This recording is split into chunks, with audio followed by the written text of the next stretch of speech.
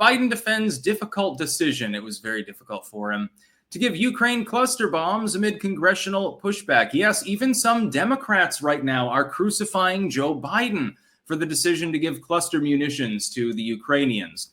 I personally think it's inappropriate. It's unhelpful.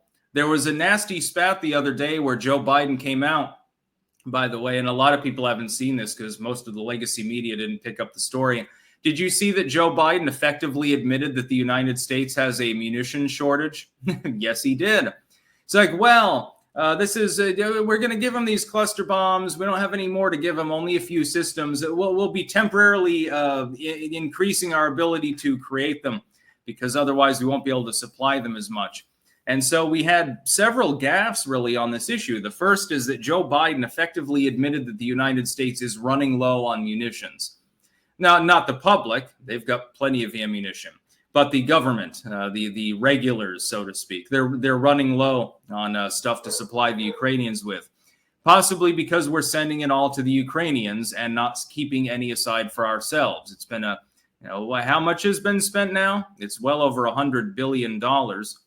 Imagine how many homeless people you could shelter for that same period of time for the same cost if we weren't blowing the shit out of random people over in Eastern Europe, by the way. That was number one. And so now there's going to be more cluster munitions made. And number two, he's come out, and at the same contemporary time, he says, well, I don't think Ukraine's ready to join NATO. One of the few intelligent things that Joe Biden has actually done or said. See, the problem is that if you were to admit Ukraine to NATO and they're at war, that would be a problem. Thankfully, there's actually part of the chaptering of NATO itself prevents you from adding a country that's under current invasion to the alliance. Not without good reason, because it's probably being invaded by a nuclear state. And so Ukraine literally can't join. And Biden pointed out, well, we need to settle this issue first. His idea, though, of settling it is to send these indiscriminate cluster munitions to Ukraine. I pointed out the other day, here's the problem. And the Russians have been using cluster munitions sporadically, but they have used them. And they've been condemned for using them. Over 100 countries in this world have condemned their usage and banned it outright. Their militaries don't possess or deploy these weapons. Some of them, by the way, are not Western Bloc states. Some of them are, which is actually even more concerning as far as U.S. foreign policy is concerned. We're saying that Russia bad because they use these weapons. So why in God's name would we deploy them? Why would we allow a third-party state to deploy them? If you're going to claim that another person is bad for doing something, and then you do fucking the same thing, that makes you a hypocrite. Hypocrisy is not well received diplomatically on the world stage, by the way, but Biden doesn't understand anything about diplomacy, not with any part of the world. The only thing he can do is he can go to Britain right now, where he literally is, I think, physically at the moment, to talk to Sunak and others and beg them for their understanding. I'm sorry, I know that the UK doesn't use cluster munitions because a kid 50 years from now might dig up the bomb and blow his leg off. But hey, this is an extenuating circumstance because Putin man bad. It's a pile of fucking horseshit. I'm completely against this war.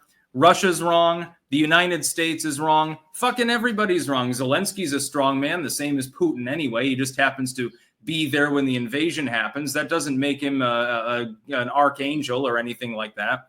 Doesn't make him some highly religious savior-like figure. It makes the Ukrainian people goddamn abused and literally nothing more. I feel sorry for them. I don't feel sorry for anyone else in this fucking fight. And deploying cluster munitions to fire, and this has been pointed out, at fleeing Russian forces is not going to go over so well. Like as not, the Russians will grab a hold of some of that stock anyway, or they'll be sold on the black market. It's a clusterfuck. As wars the United States tends to get involved in tend to be, but there are still people out there who will castigate you as being pro-Putin if you are simply anti-war. Well, my views haven't changed. I've been through Iraq, I've been through Afghanistan, I've been through the intervention in Syria, the overthrow of Libya, the attempted overthrow of Egypt and Tunisia, and much, much more. I've never been in favor of any of these engagements. That's because they're stupid, and we tend to lose them. And all that ends up happening is that people end up dying, many of them civilians, and everyone is more miserable in the world. I can't see what the fuck we're accomplishing. That's the whole point. Oh, Russia has rolled in? Well, I mean, that's terrible.